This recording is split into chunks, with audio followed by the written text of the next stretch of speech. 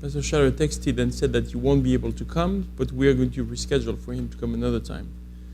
So I know you're thinking, he was so nice when he gave us a break this morning. He was, not like this crazy Frenchman who does never give any breaks. And and I said this morning, I admitted this morning, he's a pastor, I'm a teacher. He cares for you, I care for the class. It's different. We have different, motivations for what we're doing. I'm thinking about the curriculum, the syllabus. He's thinking about the people. That's why he's a pastor, and I'm not a pastor. I was never given church because of that. I don't care. You have to be in the program. It's a joke. It was a joke. Everybody laughs when I say it's a joke. That means that you did not think it was a joke at first. It's getting complicated. I'm sorry? You said something. You did say something. Oh, okay. So, what is your name already? Minus what? That's funny. Okay. All right. Okay. Let's go. So, now we're talking about, what are we talking about? No, we're talking about this. This. Okay, remember, we want to make a point, is that, so let me back up a little bit about the arguments, because I said this morning that I don't think there is any arguments against Christianity that should be any kind of compelling. The reason why, if Christianity is true, and we believe it is, then no argument should be able to dismantle Christianity. Because if truth is truth, then no argument should prevail against it. Now, we think that some arguments are strong, some arguments are this or that, because, and the example being the argument from evil, because it is emotional rather than anything. And actually, it's interesting when we address the issue of theodicy, which means developing an argument against the argument of evil, that if you think about this, the argument from evil that there is either there is an all-good God that is not all-powerful, or there is an all-powerful God that is not all-good, because there is evil, that does not prove what people think it does.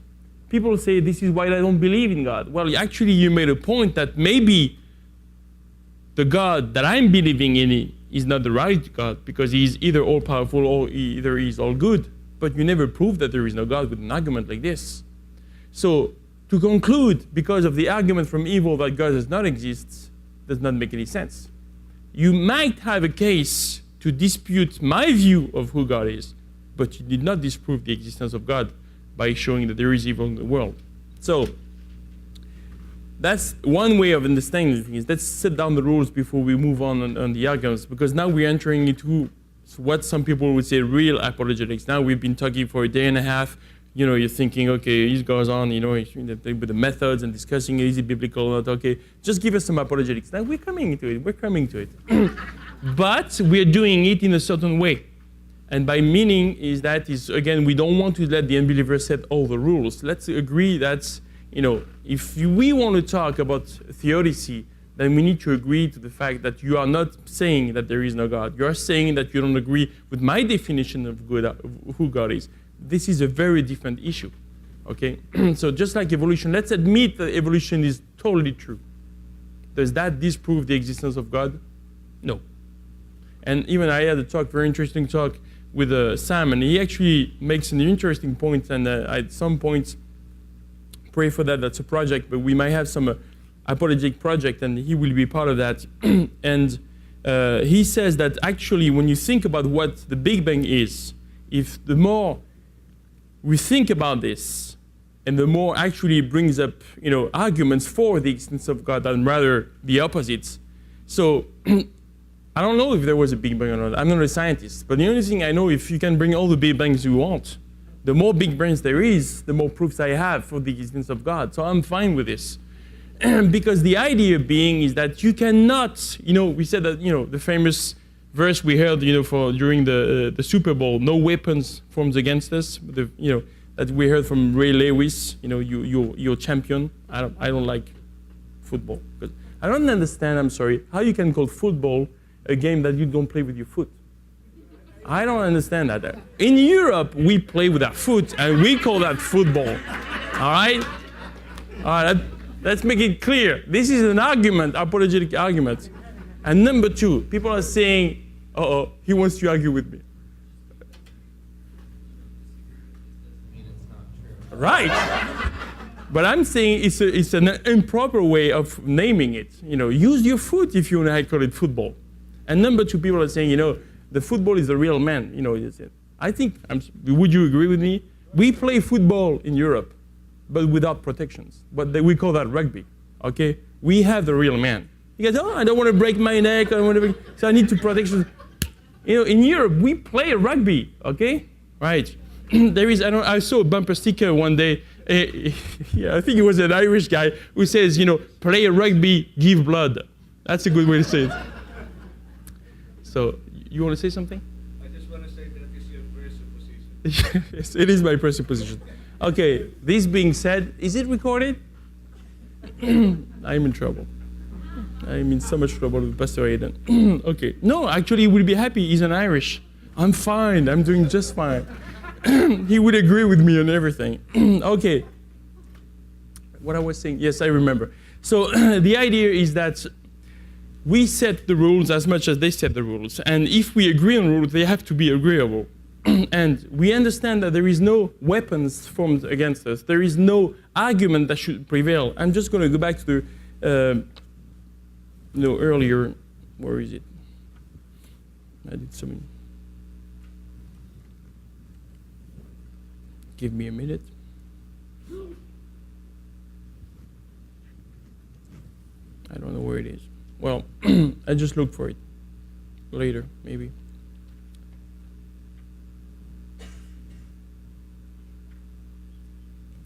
Okay, forget it. So the idea is that the rules we agree on is that in the arguments, I know that there is no argument that will prevail. There is nothing that can prevail against truth, because if an argument proves the truth to be wrong, then it was not truth, period.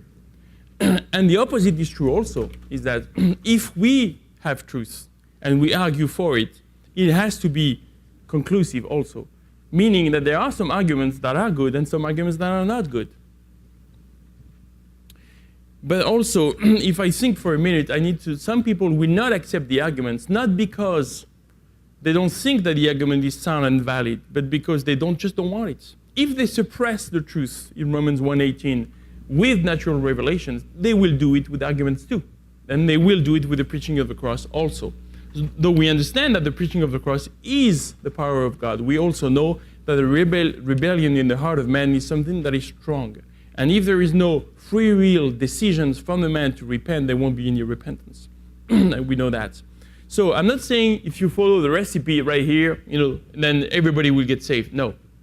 As long as people don't make a decision before God, there won't be any salvations. We know that. And if the Holy Spirit doesn't make a work in the heart for truth, there won't be any work done. Because we all go, and we said earlier that every arguments are limited in a sense that we have a commitment by God when He says in Isaiah 55:11 that my word does not return to me void. That does not include the arguments. We said that earlier. There is a proof. There is a guarantee, a backup by God with a word that doesn't back up the arguments in the same way. So we need to be aware of that. So I'm not saying that this is the formula that will actually, bring people to salvation, but it is the formula that whether they accept or not, if they are honest thinkers, they will come home in their brain thinking, I have to think about this. Even though I don't admit it, even though I don't think I want to say it in front of you, I will have sometimes when I hit the pillow at night to think of what you've said, because my worldview doesn't make any sense. I think I told you about the spiritual journey in my family with my father. And he was, he said he was an atheist for many years, and then we had a talk, and then the next morning, I told you, he woke up in the morning and we had breakfast, and he came to me and said, to me and my wife, I think I always believed in God. And actually, I know he never believed in God, but this is exactly what I shared with him the night before. And he is an honest thinker. And I think he realized when he went home to bed that night that those things, they have to make him think somehow. This is what we want. Again, remember what Pastor Charles spoke about this morning? He spoke about brokenness. I think what we want is to convey something. And if I want to convey something, sometimes, if I'm a doctor and I have bad news for you, I need to tell you the bad news. And, if I don't tell you the bad news, and maybe there is the good news, there is a treatment, it's going to be hard. I think it was 3 years ago, I went to Africa. And I got a rare form of disease that took 1.5 years for me to recover. And that disease, if you have it and then you don't get treatment, you have 50% chance of dying. I mean, you make it or you don't make it. This is how much the odds. And that is bad news. But the good news is there is treatment, and if you take the treatment, you have a 100% chance to recover, which is amazing. But the doctor has to say the news and has to give you the treatment. And it's the same thing with apologetics, is that if you don't say the truth for what it is, then the people will never hear it. And if you try to comply in arguments with the rules that will be acceptable to the unbeliever, then you might have to cut into your message a little bit. And this is not what we want to do. I understand, again, I'm sure that would be very interesting, I think, at some point, I don't know if maybe Pastor Dave would be interesting for you or Sam or maybe Kyle, I don't know, at some point, but to explain, maybe show us the different settings, because university settings and panels and things we've been talking about, that's a different way of doing apologetics, and maybe it might be interesting at some point, maybe for us to expand what we're saying about the arguments. But the point being is that we never should be in a position in which we have to compromise with truth to make it happen. Because if I compromise with truth, then I don't present truth. That's the point we're making. Okay, so let's go. So number one, we are left with materialism. This is what we're interested in right now. Yes, you are. Can we have the microphone?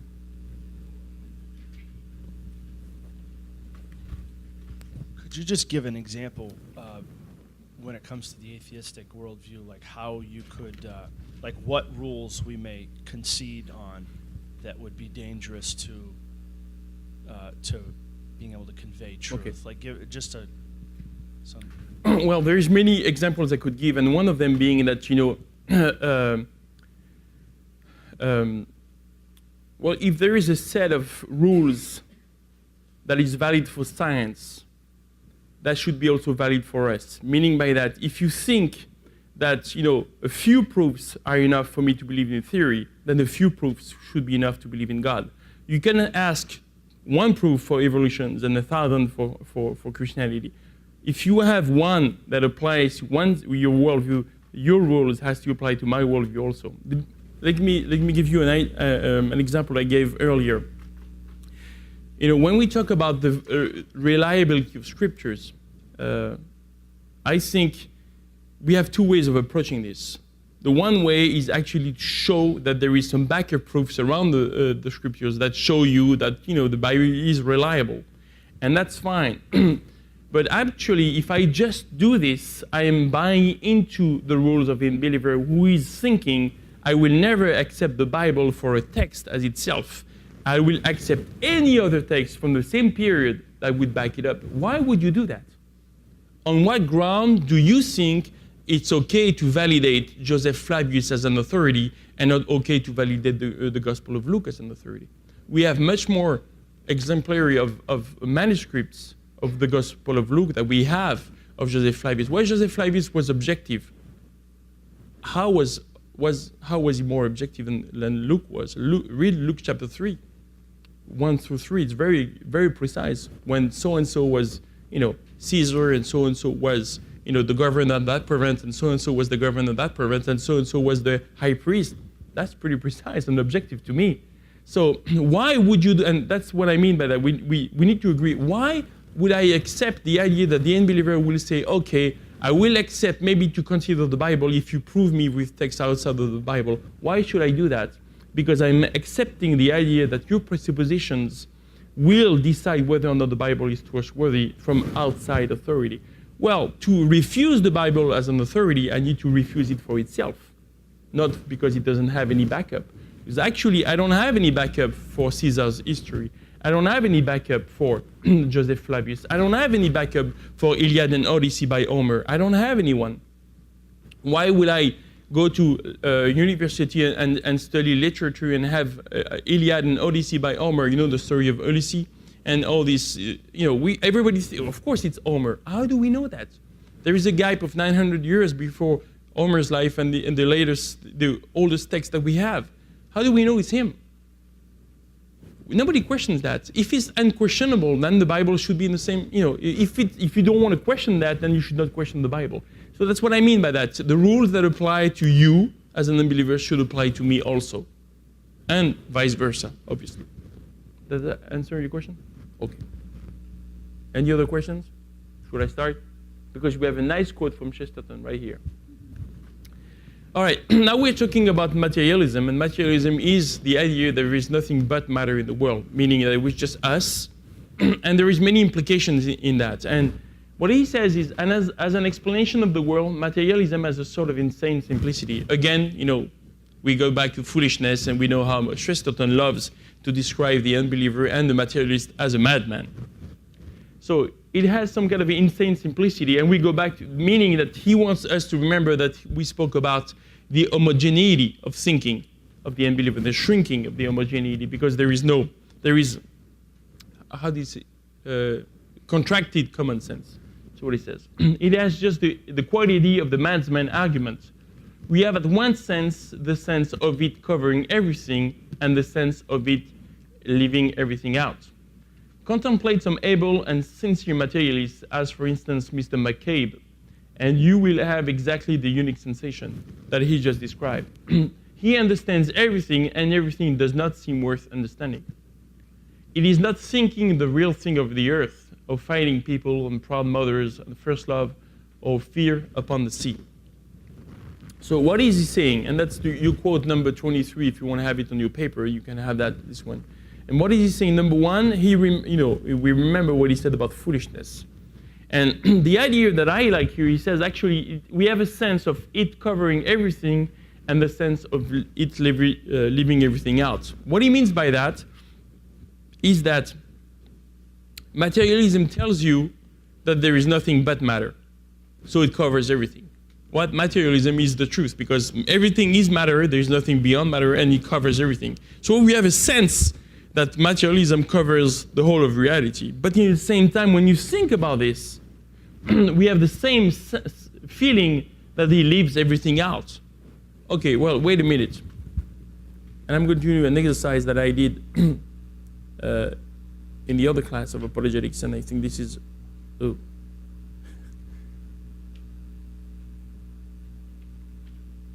For those who were not here this morning, this is Pastor Shala's drawing. Unique.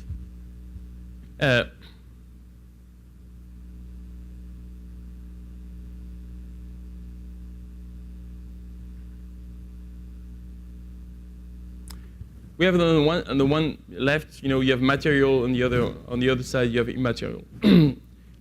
Give me some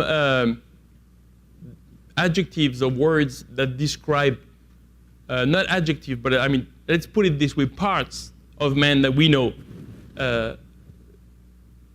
Like body. We have body, okay. So we agree that body is material, right? Give me some other things that would describe man in his reality. Brain, so we can put it here. I think brain, if we understand it for what it is, actually it's included in the body, but let's put it this way. It's true. It's interesting because the atheists are actually thinking that the mind and the brain are the same thing, which we don't agree with. So that's good to put it in different notes. Who else? Okay.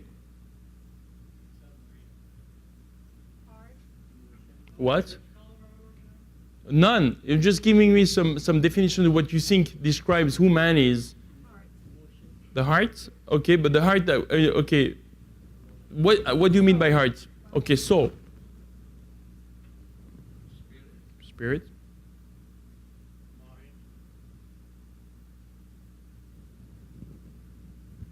What we have built would be material, like if I build a house. I mean, That would be part of who man is, that's material. yes. but I'm talking about, let's say that just one human being, just describing one, not humanity, but just one human being. I mean, we could go with conscience, right? Subconscious, inconscious, etc., etc. The idea that that we have in the quote from Chesterton is that we do have the sense, that's what I mean. We do have the sense that where is it? Oh, here it is. It covers everything. It's fine, guys. We got it. We are materials. So it covers everything, all of reality. But when you think about this, and you think about what man is, you're thinking, well, aren't you forgetting some things? I mean, like thoughts, conscience, subconscious. And when you think about this, where does psychology fit in all that? The idea being is that we do have this weird feeling in this one sense, well, it does explain a lot if we don't think about it, but when you think about it, really, it does not explain a lot. There's many things that are part of who we are that are not material, that has to be explained. This is what he's saying by the fact that we have the sense of covering everything and the sense of leaving everything out. And then he says, if you look at the green part, it says he understands everything, to meaning that he can explain to you all this.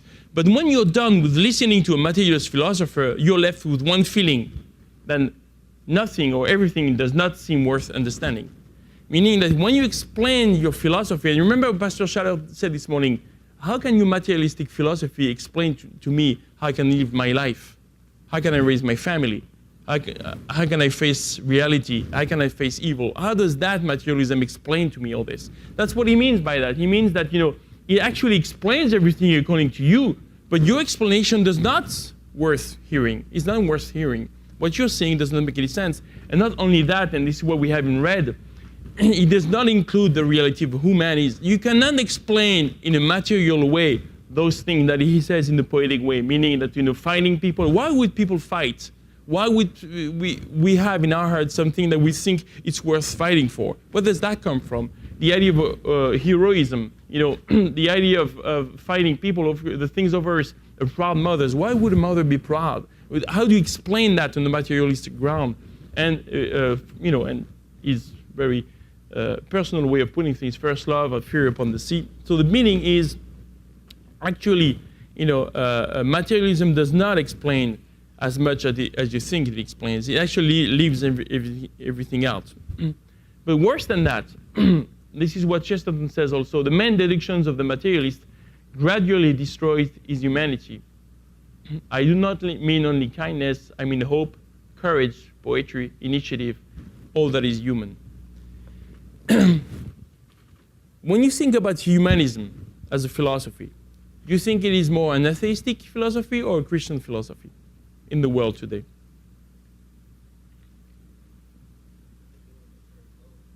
Yeah, it is. I mean, we both have this humanistic philosophy. But when people are talking about humanism today, who are those people most of the time? Atheism. An atheist is, by all means, he's a materialist. Because if there is no God, there is nothing beyond us, there is no transcendence. And if there is no transcendence, we are left with just all of us. And all of us being, in a sense, meaningless, because, as we said earlier, we don't have any beginning, we don't have any end. But that we'll cover later. But what is very interesting here is that when you think about this, humanism has a problem when you are materialists. Because by thinking that you're placing man in the center of the universe, by being without God, you are actually reducing humanity for something that it is not. Because humanity became, when we were a Christian nations, the center of God's creation. I mean, I don't know about you, but I think this is quite a great position. To be the center of God's creation, that builds me up. Now, to be nothing more but matter, exactly like a plant or a rat or cockroaches. I don't feel very good about this. I don't. This is what it means by gradually destroying the humanity. And I think personally, you cannot be, when you think about this, you cannot be an atheist, a materialist, and a humanist in the same time. This is not possible. You cannot be both. And this is what he means by that. And I think there is another point that actually Chesterton is not making here, but and that's a whole different subject that we will cover when we actually talk about the cosmological argument. But it still raises, if there is nothing but matter, it raises the question of the origin of matter. Where do we come from? And that's a big question also. So those 3 points that we want to make is that, you think about this, if you're an atheist, then you have to be a materialist. If you are a materialist, then your philosophy does not explain everything of reality. And if you are an atheist and materialist, then psychology and psychiatry should not be. I mean, psychiatry could be, because they're thinking that it's just mechanic of the brains. But the idea of conscience and subconscious should not even exist, because these are not material thinking. And again, we go back to Sam Harris, as we spoke this morning. In his, the basic argument from Sam Harris, who is a neuroscientist, is saying that I can explain to you the belief in God, because those who believe in God or pray, there is some kind of the brain, that lights up, in my machine. I can see when you pray, this is the part of praise. When you worship, this is the part of worship, and I can explain that it's only mechanical. But he's making an assumption that he cannot prove, and he actually thinks that only a materialist and an atheist would conclude the way he concludes. If I am a Christian, I can honestly say exactly what I want to say, is that you are drawing conclusions as an atheist with your own presuppositions, meaning that you don't believe there is anything immaterial. But if there is something immaterial, what you see on your machine is only the consequences of an immaterial cause. There is something happening in my brain because I am very much physical, but that does not mean that my mind is not thinking about this and influencing my brain to make it work. Like if I pray, I have to see it, so at some point my brain will be involved. But why would I pray? Where does my thinking come from? What does originate for me worshiping and praying? That you don't know. It's not because you see it in the brain working. What you are seeing actually, and you think it's the only thing there is, but I'm saying I don't believe that, and your assumption cannot be proven. So you're actually concluding that it's all there is because you have a machine, but you are concluding because you have an assumption that you can prove. And that's what we're talking about. Some people are saying, well, there is just matter. Why? Because we cannot see what is immaterial. That is precisely the point. Immaterial things cannot be seen. But things that are not seen doesn't mean that they're not existing. So the point being for him is that if you are an atheist, then you have to be a materialist, because there is no transcendent cause. We're not here for any reason. There's nothing beyond us. If there is nothing beyond us, then you cannot explain the reality of who man is in its totality. Number two, you cannot be a humanist if you are an atheist, because actually you are reducing man. You are gradually destroying his humanity, because you don't give him the place that God gave him, really. And number three, you have a problem with the origin of matter. That's the first point we want to make. Is there any question or comments?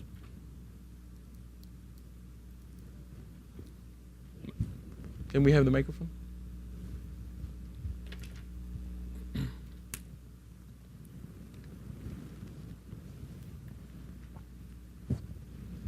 Wouldn't the scientist or the atheist or the two in one would just say, we're just not there yet in understanding? Yes. And in our scientific conclusions? Sure. Like in our science? Yeah. I mean, they can say that, but I mean, it's one of the things that we are afraid of as Christians is we want to make sure we actually answer questions. And I think we don't want to. I heard that many times. Kyle says that all the time to me. He says, make sure you don't, when you answer, we don't want to cop out. We don't want to look like we don't want to answer the questions. But I think this is coping out. We don't have the answer, but we'll find someday. So you're actually so sure about this. Good for you. I have no arguments against that. I mean, if you believe in the future and you can read in the future, good for you.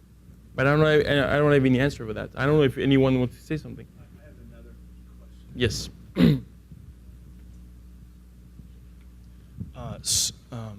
Social evolution is like a large part of how how a devil's advocate would sit on stage with you. Yes. And there's some elaborate landscapes that they would bring to you when it comes to how someone who has a materialistic presupposition would go on living. Nietzsche immediately went from nihilism immediately into existentialism, because like you said, it's impossible to live in the materialistic worldview and love your kid.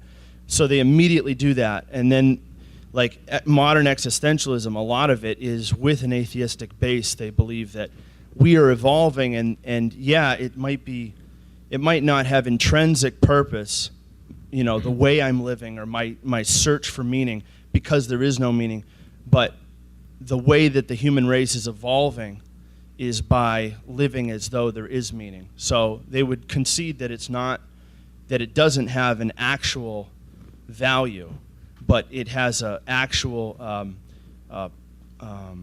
functional. It's actually functional. It's like how the human is becoming what he's going to be. It's not so much. It's the ends, not the means. That the existential hope that you have, or meaning for life that you make, though it's arbitrary, it's adding to the evolutionary progress or whatever. Yes. So they would concede to what you're saying. They would say, "Who cares? We're evolving." Yes, and I think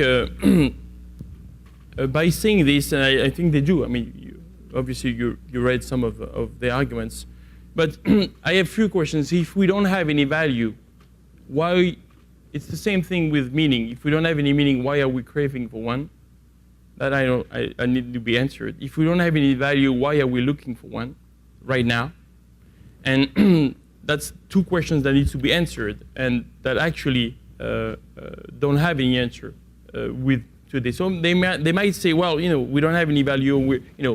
We are evolving into something. But that means that if I am evolving into something that has several assumptions behind it. Some people are saying, we had a talk the other day about altruism being an option, in social evolution, meaning that altruism is a way that people are describing as evolution thinkers, that, altruism came into humanity for the better, furtherance or advancement, evolution of human race. But that means that human race is valuable.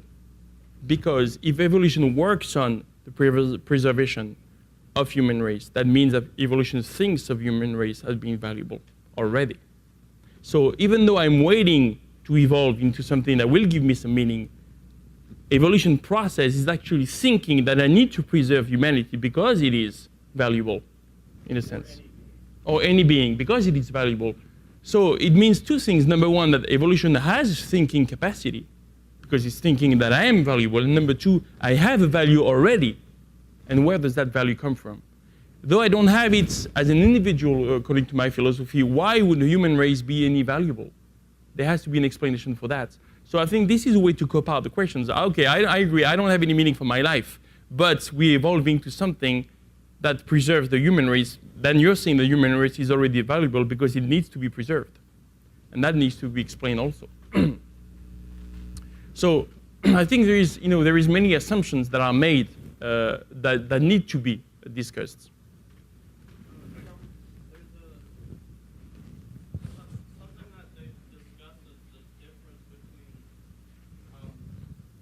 like I've heard this discussion that there is a difference between like preserving our biology and preserving our quality of life. So like to preserve my biology, I should have children with as many women as possible. But that may not lead to the best quality of life. Yes. And so yeah, actually most atheists argue that like you should they do have some concept of quality of life that we should preserve. Where does that come from? Yeah, and it's the same thing. Actually, you're answering the question. You're asking a question, then the answer is in the questions. Why? I mean, if it's a quality of life, or if it's quality of the biological life, we're still talking about value of something. So the idea of value has to come somewhere, and this is why I think evolution has not given any answer. I mean, are we on the same page, or did I miss the question? That's what I'm meaning is that, okay, well, if you find the meaning in biology, or if you find the meaning in quality of life, or whatever it is, at some point there is something that has some value to be preserved. But that means two things that are very amazing assumptions. Number one, there is value in something in this universe. But who said there is value, number one? So there has to be some kind of measurement behind evolution. And number two, evolution became a person by thinking, I need to find means to preserve biology.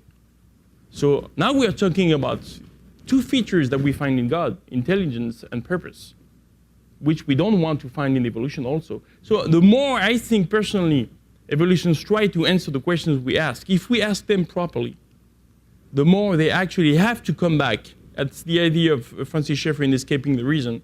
At some point, we have to escape reason because reason brings us back. And this is where we go back to the madness and the foolishness of human beings, that the more I think about this, the more I have to either surrender to God or go deeper into foolishness. And I think this is the challenge that we're facing with people trying to answer, when we raise questions on evolution. So did I answer the question? Okay. Does that make sense to anyone? Are you guys here? Yes. Yeah, just a short comment. Reading some of these evolutionists, it is so obvious that they have to assign divine features to evolution. Yes. Like in all that discourse, like it is just so plain and transparent. They just cannot talk about these things without assigning divine qualities Yes. to evolution. It's so Yes. bizarre. Well, when you think about this, let's make and again, evolution is not my specialty. I am not a scientist, and I want to make statements that that are beyond my understanding. But what I can understand is the philosophy of science, and I have philosophical issues with evolution. I don't have any scientific issues because I cannot back up any of my information. I don't even know if what I'm saying is true because I am not a scientist. If I heard that carbon dating, radioactive dating works for so many years, doesn't work beyond, I don't know that. I've never experimented that. I am not a scientist. I hear somebody says this, and I hear the other guy says the opposite. I don't know who's right. I am tempted to listen to the Christian one because I think he has no agenda. But this is it. So what I'm saying by that is I'm not capable of arguing with science. And I think we should accept that. If none of us are scientists, let's stick to the grounds where we can have actually some discussions. Because I tried several times to enter into some realms where I found myself. Recently, for instance, I burned my wings. I was about to fly and I burned my wings. So I was not able to fly anymore. And I think if the idea is for me to be able to address the believer, I have to be convincing also. So I need to stick to what I know. So what did I say that? I don't know. But maybe it's relevant for some of you. But I think for me is that, okay, I understand philosophy. I've been trained in philosophy. I know about this, and this is the way my mind works. I can see, I can see holes in arguments. I can see those things, but I don't understand. Sorry about this time, but I don't understand mathematics. I don't. I just, I can count to 12. It's good, and after I'm not sure, but I can count. But what I can do is actually see the problems, and this is where we need to think about. And when it comes down to evolution, we need to remember that there is a debate, and I don't remember who asked me the questions, but when it comes to science, somebody was asked someday 2 questions that they were unable to answer. Do you have any evidence that creationism is scientific? And number 2, do you have any proofs of claims that evolution that are not scientific? And the person said, I wasn't able to answer that. Well, I am unable to answer that also because I am not a scientist. But I heard some scientists argue about this, but we can argue endlessly about scientific this, scientific that. And this is, I think, the realm that should be occupied by those who are able to do this. And we will have some of that Thursday and Friday. And this is actually why we have them coming in, because I cannot do this. But when I found issues on the philosophical realm, this is where I'm able to work, and I want to work on it. And this is where we brought up now is the idea of, again, of evolution. I don't know what evolution is all about. What I know is that every time I ask a question, I hear somebody defining a person, not a matter. That's what I'm hearing all the time. Well, we needed, our cognitive faculties because we will not survive without it. So are you saying somebody provided it because we needed it? I don't understand how it works. This is my trouble with evolution. I don't know if natural selection, whatever mutations, I don't understand that. But I just don't grasp. Well, maybe you don't understand because you're a scientist, but this is not science. This is philosophy of science. You're giving attributes to something that does not exist, and you are giving it personal attributes. This is where I have an issue with you and some of the things that we need to bring up. So let's stick up to our realms. If your realm is science, go with it. if your realm is not science, just stick to where we, because we feel comfortable to address those issues. Yes, Pastor Tero.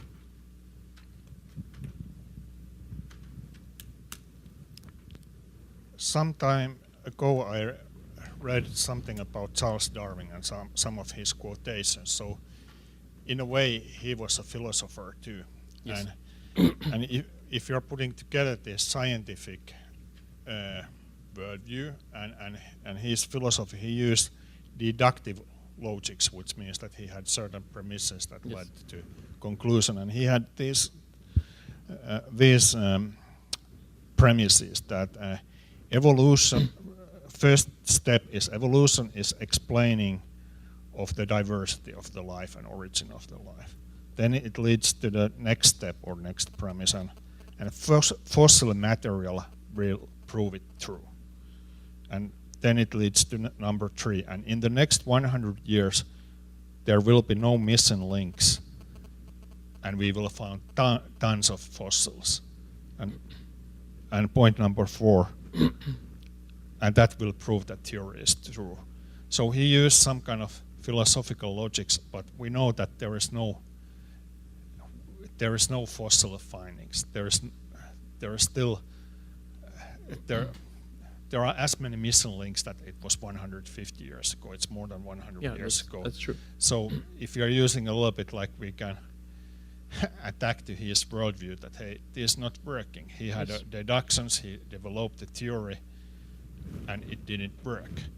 So I don't know, can we use that kind of tactics and approach to this issue of materialism, that they have certain deductions and it's obviously they are not working. Yes. Well, again, I was talking about myself. This is where I found my limits, and I need to stick to my limits. And some people, but I read some other books that are outside my realm, so I can refer to people when they have questions. So I think we should be able to do that also if we want to do a thorough job, a good job in apologetics. But I think anybody who feels comfortable with any kind of argument should be able to use it. That's the way I would put it. And but I think is, from what I know from the evolution of theory of evolution, it's funny to say that, but yeah, evolution, theory of evolution did evolve also, is that many of the contemporary scientists who believe in evolution don't believe in the same kind of evolution that Darwin came up with in the first time. So I would say, from what I understand, and maybe some other people who did study the issue maybe could correct me or maybe add some more information, but the arguments that would work against Darwin would not work against science today. That's from what I understand. So that needs to be checked. I know Simon and Pastor Dave, you studied quite extensively the issue. Would you say that? Not that much. Sam, would you have to say something about this? Or? There are some differences, right? So do you think that what Pastor Tero said would be like something that would be a useful argument? That using his own writings and showing that his deductions, he says, it will be proven at some point because this, and it has this, and as that happened. And can we take him up to his word and saying, you see, Well, I think that. Can you, thank you.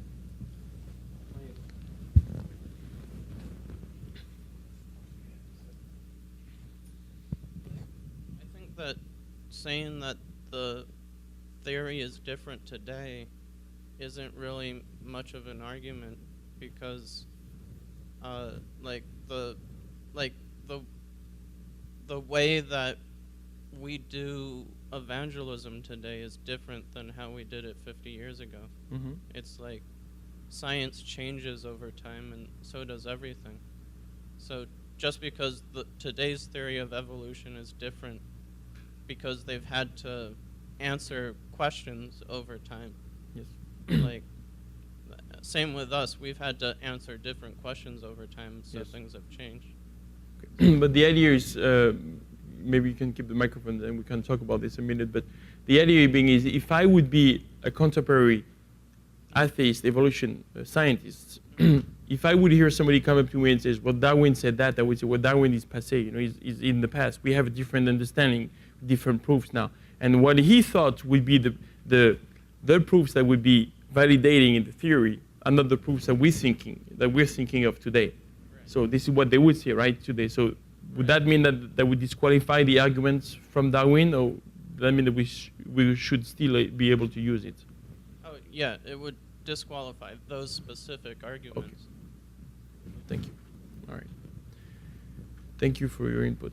So yeah, so the idea, Pastor Tero, would be just to think about this, is that I need to be relevant in two ways. Number one, I need to be relevant by answering the questions for which I have the answers. That's obvious. Don't venture in some areas that you don't feel. The idea, what I like, about what you guys are doing is that you're a group and somebody is a specialist and I think this is very important. I cannot enter into a realm which is not my realm. And the other point would be that I stick to the knowledge that I have. And number two, I stick to arguments that I know to be tested arguments. Also, I need to. I don't want to feed my apologetics with internet. I mean, this is not what you're doing, obviously, but I'm thinking this is just a general advice that I would give you. We need to think about these things. We need to have them, and I think some apologetics are great for foundations. Like Francis Schaeffer, I think, is a great apologist. But if you want to be up to date, then you need to listen also, read some materials that are from apologists that are alive today. I think Francis Schaeffer died in 87, I think. So it's not very, was it 87? Yeah, around 87 or 89. So he's still, in a way, contemporary, but he's never addressed, any of the issues that we are facing today with the new atheism. So I think Alistair McGrath would be a great read. Ravi Zacharias would be very interesting to listen to also. He has some amazing materials. And those guys would be some people that we need to be aware. If you want to be up to date what's happening, these are the guys that we recommend that you would read. Alistair McGrath and listen to Ravi Zacharias. Ravi Zacharias, not so much for the arguments himself, because he's not a scientist himself, but mainly because of the attitude. I think to me, is the most, is the best representative of the apologetic that we've been talking about for the last 2 days. He has a great mixture of deep thinking, deep understanding, and a wonderful attitude in what he does. So I think he has a lot to teach us. Anybody else?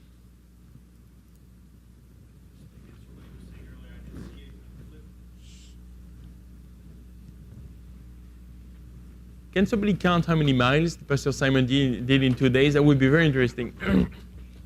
That's the only reason I'm asking questions. I just want to see. Yeah, and then after, we can have maybe the Pastor Kimo has a question, so you can go and then. Sorry. I just remembered actually when he was talking that I did see a video clip about today's atheists or evolutionists changing or distancing themselves from Darwin based on the fact that he admitted that he didn't find the origin of life, but also that they're making up reasons for the gaps because they're starting to realize there are huge gaps and they can't find it. So I just remembered that. Yes. So maybe the argument wouldn't work. Okay, thank you. Talking about gaps, what we're talking about is very simple. I'm just going to try to show you that. And though it's not an accurate scientific, again, this is the official disclaimer. This is not a scientific representation of reality. This is just a philosophical discussion, all right? This is a simple cell. And this is a complicated cell. Or a sick cell. He has some buttons on. So, if I understand correctly, science, I'm making this up, it's much more complicated than that, but from here to there is several steps. And let's invent the steps. This is the step, number 2.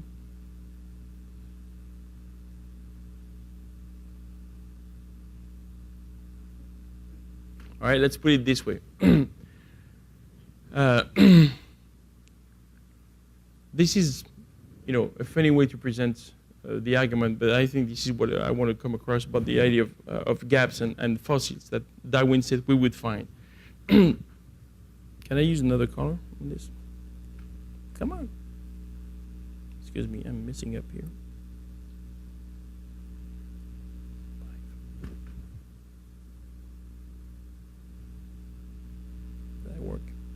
Won't work. Won't work either. Well, I'm just going to use it. Does it work? No, it doesn't work. Okay, I'm just going to do it differently. Okay, we got this. We have that as a living cell today, whatever, or we have fossils for that. We have that too. This is me, okay? So we have this either in a fossil or in reality, and we have this in a fossil or reality. Now, in between, those are, the transition species that we should find. Now, if I'm correct, and I'm not, again, a mathematician, but I'm thinking there is more transition species between two species that we know because there is much more, there is many steps in evolution. So for this one here to become this one, there is many species in between, all those species, this one, this one, this one, this one, etc. So if we find fossils of this one and this one, I think we should find much more fossils of these ones because there are more species of in-between transitions than the species we already know where we have, or we find the fossils. Now the big problem with the theory, this is what Darwin, I think, failed to recognize that, is that we find millions and millions of fossils over the planet, but we don't find ever fossils that could be definitely said this is transition. Oh, we do have the Archaeopteryx. People are saying, yeah, we have one. The Archaeopteryx, I don't know if you see what it is. It's a bird with claws on his wings. Well, is it? Is it not? I don't know. The only thing that I know is that we don't find those proofs. We don't find those gap transitions, species that should be there.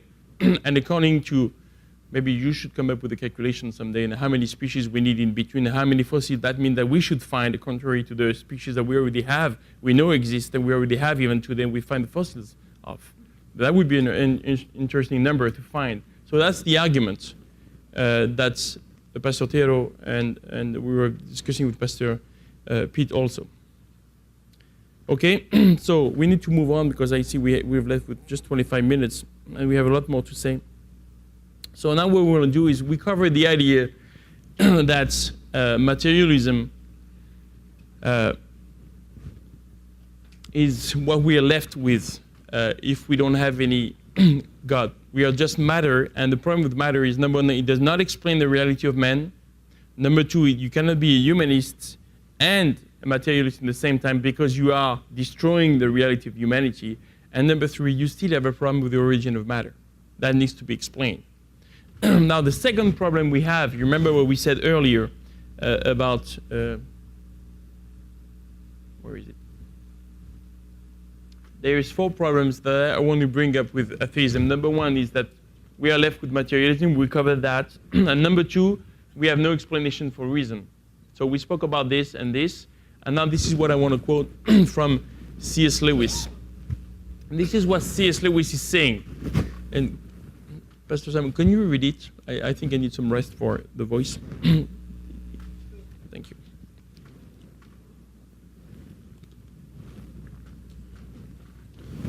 Supposing there was no intelligence behind the universe, no creative mind. In that case, nobody designed my brain for the purpose of thinking. It is merely that when the atoms inside my skull happen, for physical or chemical reasons, to arrange themselves in a certain way, this gives me, as a byproduct, that sensation I call thought. But, if so, how can I trust my own thinking to be true? It is like upsetting a milk jug and hoping that the way it splashes itself will give you a map of London. But if I can't trust my own thinking, of course I can't trust the arguments leading to atheism, and therefore have no reason to be an atheist or anything else. Unless I believe in God, I cannot believe in thought. So I can never use thought to disbelieve in God. Well, I think this is a great way to put it. If you want to find the quotes and you've never read the book from C.S. Lewis, he's not the most known book from C.S. Lewis, but the name is It's the Case for Christianity.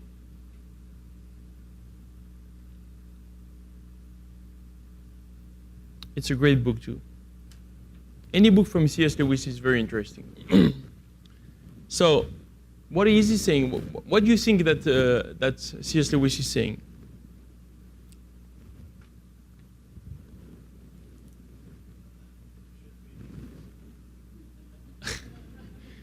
Yeah, that's the conclusion.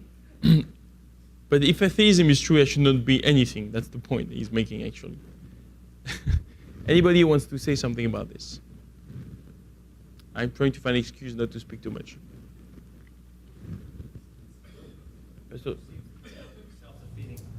yes. Which is basically what you were saying earlier, that there are no good arguments, they always self-defeat themselves. Yes. It is self-defeating. That's the idea. It's actually, it is, yeah, the best way to put it, it is self-defeating. The issue of trust, like how can I trust my own thoughts? Like, this is, the atheist is trusting in what he's saying. Yes. And upon what grounds? Yes. And I mean, and we ask, and you may have the answer, the question brought back to us. You trust in what you believe, upon what grounds? And we have an answer for that. Yes, we do. But they absolutely do not. Yes. Again, that brings us. It's a very interesting comment. It brings us to the idea of presuppositions. I had some talks with some of you between the breaks about presuppositions. What we need to understand is that I, as a Christian, I admit that I have presuppositions. Because not to have presupposition, again, means that I would have to have all knowledge. Since I am not infinite, I don't have all knowledge, I need to rely on somebody else as a final authority. But I have a final authority in epistemology as a Christian. I have God. But if you don't have God, then you don't have a final authority, but your own reason, which is very limited. So the point that we're making here is that it is self-defeating, but actually, you use the word trust for reason, and that we can use another word, which is the reliability of reason. How can the question that C.S. Lewis is making here is actually thinking, how, if there is no God, can I think that my reason is reliable? That's the question he's asking. And we will bring that up we won't have time to do that today. We'll do this tomorrow morning because it's kind of a long argument. But I want to just go through a few quotes and then we'll stop, and then we'll go back to that tomorrow. But this is what Chesterton again says: if evolution destroys anything, it does not destroy religion, but it destroys rationalism. The idea being is that if we are the product of 3.5 billion or whatever the number is, if we are the product of millions and billions of years of evolution and randomness, why did we come up with something that is the opposite of randomness, that is order and something that I can rely on? I will discuss tomorrow about the idea of reliability, because the problem with evolution is actually making arguments against Christianity that shows that they cannot trust their own thinking. This is something very important, but I want to have time to do that because I need at least 30 or 45 minutes to cover that quietly. But the idea being is that what we are discussing right now is the reliability of thinking. If, again, and then we go back to, where is it? No. Not here. Yes, I want to go to this one. Reason is itself a matter of faith.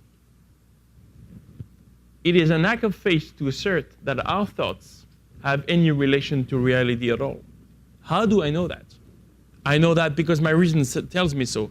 But if my reason is not reliable, why should I rely on my reason to be reliable? Why should I think that actually, think about this way. I'm having an issue, maybe let's take Pastor Dave because I don't have an issue with him. So we have an issue. And, he doesn't trust me. And I tell him, you can trust me because it's me. But the issue is my trusts. So why would I bring up my trusts as a proof of my trusts if he's actually arguing about the reliability of my trust? Doesn't make any sense. Trust me. But that's my problem. I don't trust you. So what is the proof that you can be trusted? I'm telling you, trust me. That's my problem. I don't trust you. And that's the same thing with the reason. How can I trust my reason? My reason says so. Well, yeah, but that's begging the question. How can I trust my reason? My reason tells me that I should rely on it. Yes, but how do you know that your reason doesn't play a trick on you? Well, my reason tells me that it doesn't play a trick on me. How do you know that your reason isn't lying to you? This is why we're talking in a funny way, but this is why we're talking about reliability. How do we know that? But we have to take it by faith. Reason is itself a matter of faith. It is an act of faith to assert that our thoughts have any relation to reality at all. Maybe what I'm seeing, and you see, we spoke about empiricism earlier, and and empirical data and all that. This is very important, and the implications are amazing for science. If I don't have any reliability of my reason, what should I do with this science? Because if my cognitive faculties, my reasoning is not reliable, then science is in trouble. So you see, it's much more deeper than just the issue whether or not we believe in God. We're going deeper and deeper into the darkness of atheism. We don't have any explanation for matter. We are destroying humanity, and actually, now we are thinking we don't have any reason to think that our reason is reliable. So deeper and deeper, we're going into asking deep questions. Did you think about that when you said you were an atheist? Did you have that in mind? This is what we're trying, again, we are not trying to disregard, an atheist. We are trying to show him that his philosophy has some serious issues that we need to talk about, okay? Is there any comment or questions? Because I don't think I need to, because if I continue, I will have to enter into some other points that I don't want to make now. So is there any question or comments or things you want to discuss before we leave? We have about 15 minutes. Pastor Dave?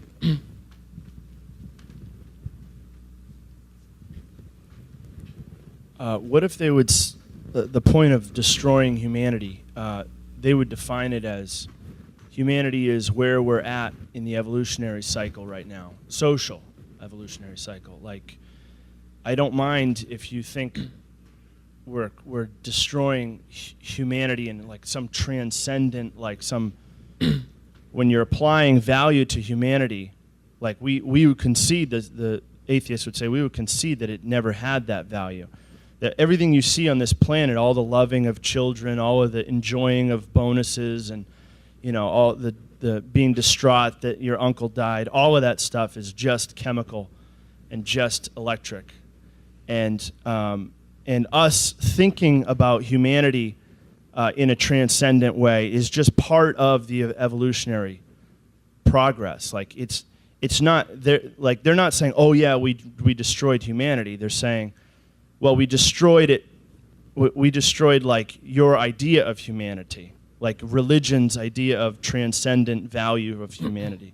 But today, like, it's feasible that all the things we enjoy, everything that we enjoy, all the stages of life and all of the love and emotion is all just byproduct, just the fact of the beings living right now. And even the things that, like, even the atheistic, even the people that go to Africa, the Red Cross that goes to Africa, there's a lot of very liberal people that are involved. I've met a lot of college kids that do this, and they're wholly materialistic, but they're humanistic, and they can live in both worlds. Yes. Because of the fact that they say we're evolving together, and yes, we're altruistic now. It's a result of evolution. I don't think of it as ruining humanity. It's just where we're at. And I love, or I think I'm loving people, or I go through the process of loving people, and I have no problem with the fact that it's not transcendent. It's not an super reality. It's just the reality in my brain. Yes. Like it works for them. The two things fit together. So I think you dash the hopes of the romanticist, right? Yes. When you say you killed mankind, then the romantic person says I killed. But if they've already come to terms with the fact that there's no value, that the value that I ascribe to my fellow man is all that matters, because that's where I'm at in the evolutionary stage. Yes. You know what I mean? I do, and I would say there is many things we could say about this, but I would say that's a nice story, but you don't believe it. Nice, very nice. I should give you an award for that. You did good. But really, give me your kid. I'm just going to shoot him in the head. It's fine. You get over it. No. That's what I mean. It's what you mean. I mean, you actually don't live up to your own philosophy. You have to admit that. I think at some point, this is where we get provocative. We have to, okay, now you're saying something, I'm sorry, what you're saying it doesn't make any sense. You're actually saying to me, number one, that your kid or your family doesn't have any value. Are you ready for that? Okay, you're saying that your whole life going in Africa with a Red Cross is a big lie.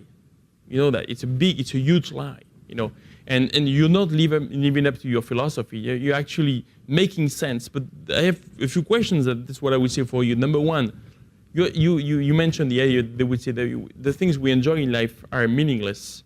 But the question is, it's same with meaning. If we have meaning, if we have no meaning, why are we craving for one? If we have no value, why are we looking for one? And even more than that, this is where we enter into aesthetics and all these things. Why will we enjoy the world?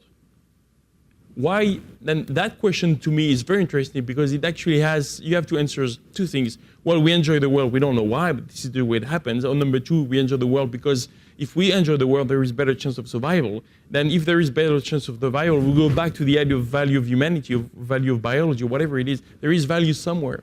So again, then we need to argue, on these points and think. I mean, I have other points that I put down here, but I think. What I need to do is, are you looking me in the eyes and telling me this? You really believe what you said?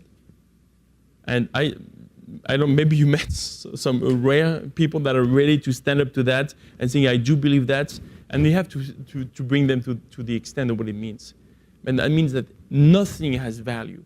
I mean, so. As I said, if you have a kid, we should be able to get rid of him. We should be able to do all that, because it doesn't have any meaning. No. I know, I need to bring him back to reality because what I'm trying to, if I think and we think the Bible is true, then the guy is actually building what you're saying as a defense mechanism to protect his suppressing activity. And the more I'm working, it's like, imagine, we know that politicians are the most trustworthy people on the earth. We know that. And if a politician do something bad and he would go and admit it right away without being forced and step down, he would come back 5 years later, the guy would be the president of the United States. Wow, this guy is honest. But the guy builds up a lie, and he pays somebody for an alibi, and then the guy actually, they found the money. No, I didn't pay him for that, but actually he babysat for my children that day, but your children was in camp that day. So, but actually she came back because she was sick, and then I need to build up lie. And so all of a sudden, it's a huge lie that that is meaningless. And the more I'm building a lie, the easier it will be for me to destroy it. And I think it's okay if people are debating, like, oh, yeah, go with it. But I need to engage. But again, I need to find the whole in the arguments and go into it and just ask the questions. I think when people are not ready to listen to the preaching, they should be ready to listen to the questions we have. It's a different way of approaching. I think it's the challenging way. It's okay, well, I have questions for you, and I think this is what I would say. Does that answer the question? Okay. Yes, Pastor Kim. I told you he did it on purpose. He's thinking I'm the furthest away from him.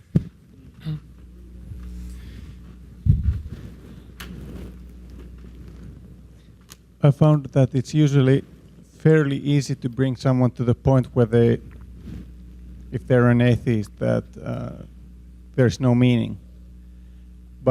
And then they say, okay, I agree with that, and then I can point out to them that your life is not in accordance with your confession. Yes. In other words, you have values that you deeply hold. And they say, that is true, my life is not consistent, but based on my belief in atheism, it doesn't matter. Yes. So as a biological being, I find it much more pleasurable to create a fake purpose for life and fake values. And I'm totally free to do it because there's no value in anything because of atheism. Mm-hmm. So how do you go on from this point? That's a very good question. I would say personally, I don't have any arguments for that.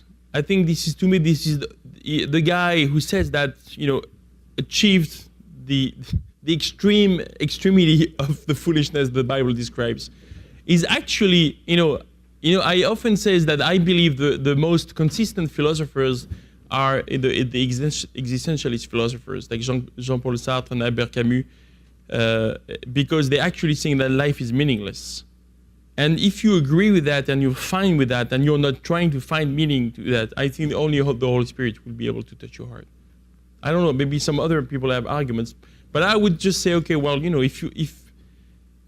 maybe I think that it's, I'm trying to find, I have a quote for, it's again a French philosopher, I'm trying to find it.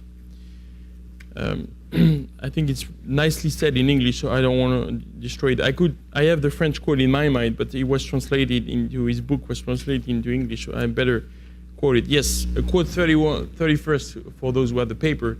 Luc Ferry used to be a philosopher. He's a philosopher, but he was a minister of education in France for many years when we had Jacques Chirac as a president. And this is what he says about materialism. He says, materialism is indeed a philosophy of happiness, a fair weather philosophy.